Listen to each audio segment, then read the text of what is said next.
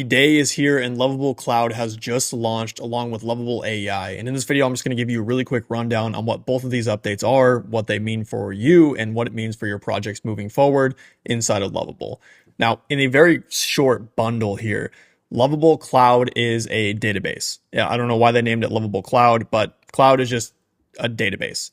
Similarly, Lovable used to use Supabase, and you still can use Supabase if you would like, but you will need to disable Cloud if you want to do that. But instead of Supabase, you will now use Lovable Cloud, which is their own internal database. So everything from creating tables, creating authentication, creating policies, storing data, storing images, everything alike will now be stored into Lovable Cloud. I think this is a good step forward for a lot of newbies or a lot of users who just don't want to learn database. They don't want to learn SQL. They don't want to learn RLS policies. They just want their app to work and they just want to prompt it and get it working. So I do think Lovable Cloud in short term will be a good solution to that. But I do think if you're building a project that you are selling either for a client or this is going to be more of a larger scale project, I would personally suggest you still use Supabase for that. Now, the next update is going to be Lovable AI. So Lovable AI, as we can see right here in the documentation, it says that it unlocks powerful models like Gemini and GPT with no API keys and no setup. So this means that now instead of needing to go to OpenAI or go into Gemini and going to grab those API keys, create them and manage them, you can then just literally tell Lovable that you want to use Gemini or GPT for whatever your project is, and it will build everything for you and integrate its own keys for you. Now, the pricing for this is going to be on a usage-based pricing model. So depending on how much those keys are being used in your project is dependent on how much you are going to be paying per month. Same thing also with the Lovable Cloud. You are going to be paying for Lovable Cloud database on a usage-based pricing model. You get $25 free usage per month, enough to launch and run multiple projects. And this is a temporary offer until the end of 2025, which of course is subject to change. So if you want to get on and start using this thing, I would get on this now and start building as many projects as you want so you can go play with the new changes and kind of feel it out. See if that's something that you want to stick with or if you want to stick with Supabase. Quickly, inside of Lovable AI, we want to know what models we can actually use. So if we go and look here and we look at the available models that they're providing us, we can see that we get Gemini 2.5 Pro, 2.5 Flash, 2.5 Flash Lite, and 2.5 Flash Image. And then you get GPT-5, 5 Mini, and 5 Nano. I would like to see them adding Claude into this. So that would kind of be the next step forward, I believe. And I'm sure there's going to be tons of stuff they're going to be adding in the future. So take everything I say right now with a grain of salt because this is quite literally within the past 30 minutes, this was released. So a lot of stuff is going to change.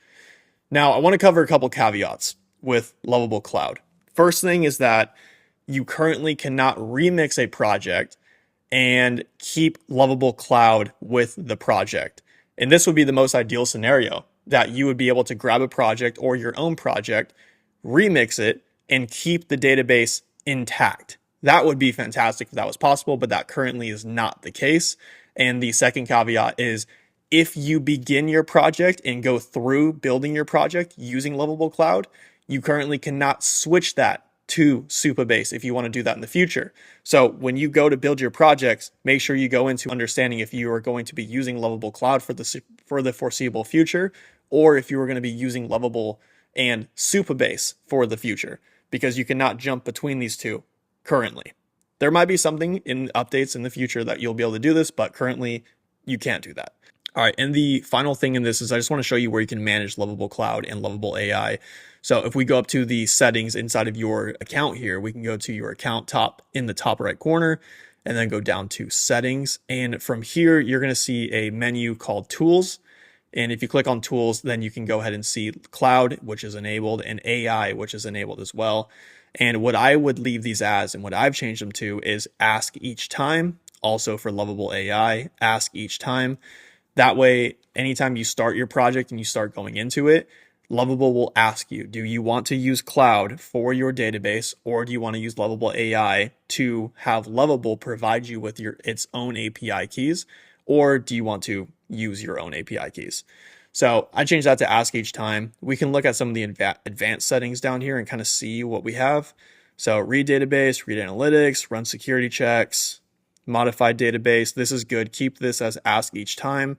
That way Lovable isn't directly modifying your database without asking you. Add data, ask, yes, that's good. Read project info, always allow, configure auth. I would change this to ask each time for configure auth, just to make sure that that is working correctly, because not every project necessarily needs authentication. You might want to just spin something up and you don't really need users to log in. You can just kind of keep that open. So this all looks pretty good for that. And I don't really see any other settings for Lovable AI. So that's pretty much that. So as I mentioned, this was launched quite literally within the past like 30 minutes or so. So there's going to be a lot of changes. There's going to be updates. There's going to be tweaks. There's going to be problems. There's going to be bugs. So experiment with it, play with it, just kind of see what you feel like you want to do. But for me personally, I will continue using Supabase and I will continue using my own API keys so that I have direct and complete control of everything on that side. All I want Lovable to do is spin me up a front end of my app or an MVP version of that. I will then move it into Cursor and use the Supabase MCP inside of Cursor to then develop everything else out. That's it for this video. I hope you guys enjoyed the quick update here, and I will see you legends in the next one.